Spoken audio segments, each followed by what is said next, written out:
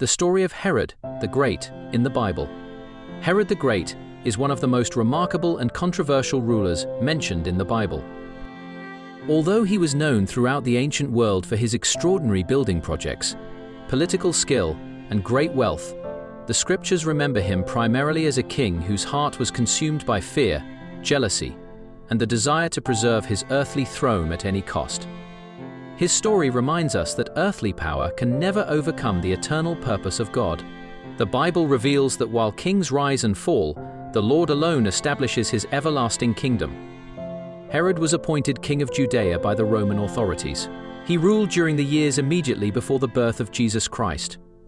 Though he called himself the King of the Jews, he was not from the royal line of David. He depended upon Roman support to maintain his authority, and throughout his reign, he worked tirelessly to secure his position against every perceived threat.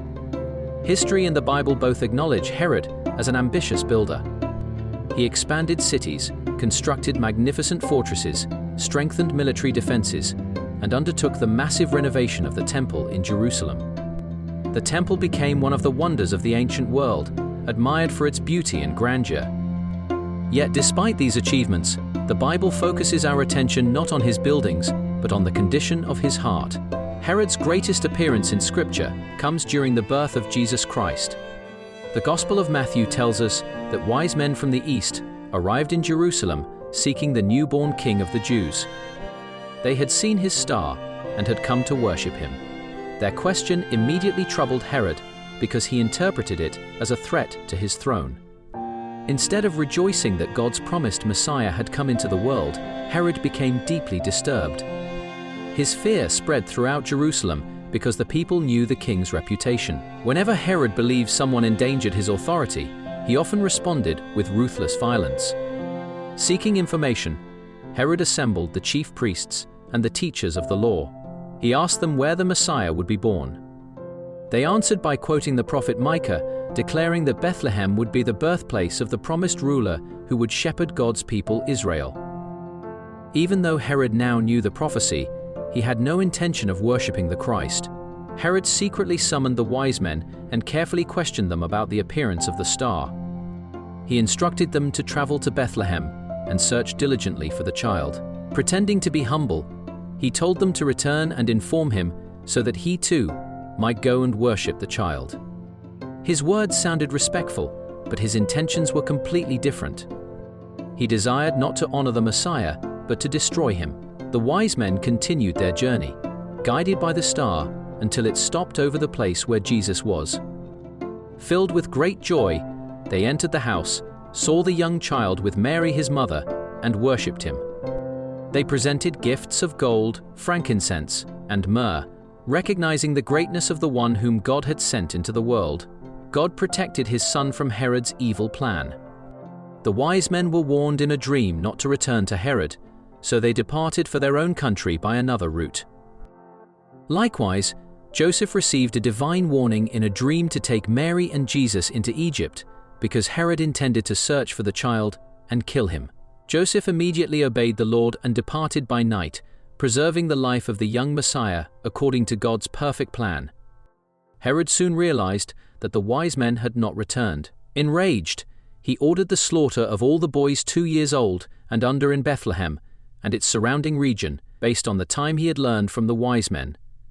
This tragic event fulfilled the words spoken through the prophet Jeremiah concerning weeping and mourning in the land. Although this massacre revealed the cruelty of Herod's character, it also demonstrated that no human ruler can frustrate God's purposes. The promised Savior remained safely in Egypt until the danger had passed. God's promises never fail, even when evil appears powerful. Before we continue into the next part of this remarkable biblical account, it is worth reflecting on everything we have witnessed so far. Herod's fear, deception, and ruthless actions stand in sharp contrast to God's unwavering faithfulness in protecting his promised Messiah. Even when human power appeared overwhelming, the Lord remained completely in control, fulfilling every prophecy according to his perfect plan. In the next part, we will explore the final years of Herod, the lasting lessons from his life, and the powerful spiritual truths that every believer can learn from his story. At this stage, if this video is interesting, take a moment to engage with it by liking, commenting, and sharing it.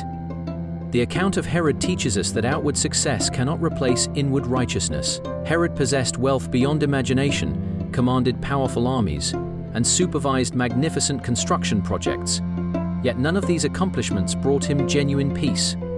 His fear of losing power controlled his decisions and ultimately shaped his legacy within the pages of Scripture. The Bible does not present Herod as a man seeking the will of God. Instead, he consistently trusted political alliances, military strength, deception, and violence. His actions stand in sharp contrast to the humility of the wise men, the obedience of Joseph, the faithfulness of Mary, and the sovereign guidance of God throughout the birth of Christ. After Herod's death, the angel of the Lord appeared again to Joseph in Egypt. He instructed Joseph to return to the land of Israel because those who sought the child's life were dead. Joseph obeyed and began the journey home.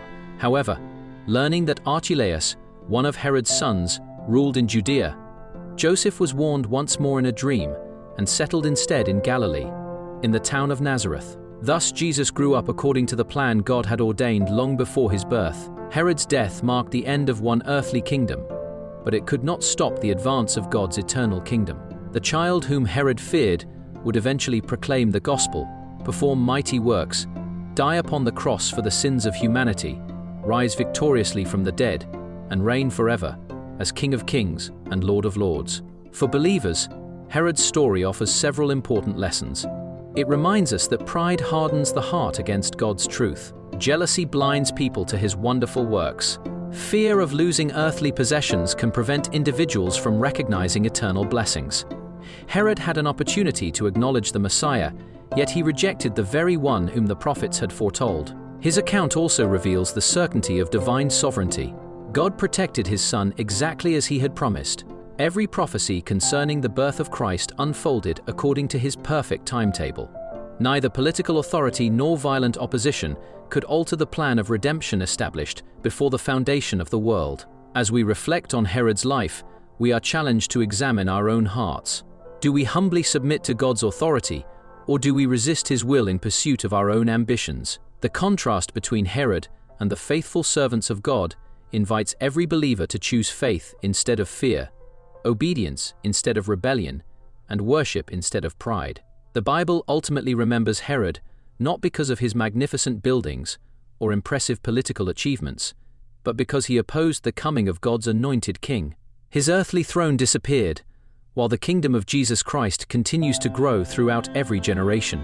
This enduring contrast encourages us to place our confidence not in temporary power, but in the everlasting reign of our Lord and Savior. May the story of Herod the Great strengthen our faith in the sovereignty of God. No opposition is greater than his power, no ruler is higher than his authority, and no human plan can overcome his eternal purpose. The birth of Jesus Christ fulfilled God's promises, and his kingdom continues forever. As believers, we rejoice that our hope rests not in earthly kings, but in the risen Christ, whose reign will never end. Now, finally, before you leave, if this video is valuable, do not forget to engage with it by liking, commenting, and sharing it. Endeavor to watch my other videos also to learn more. Goodbye until my next videos.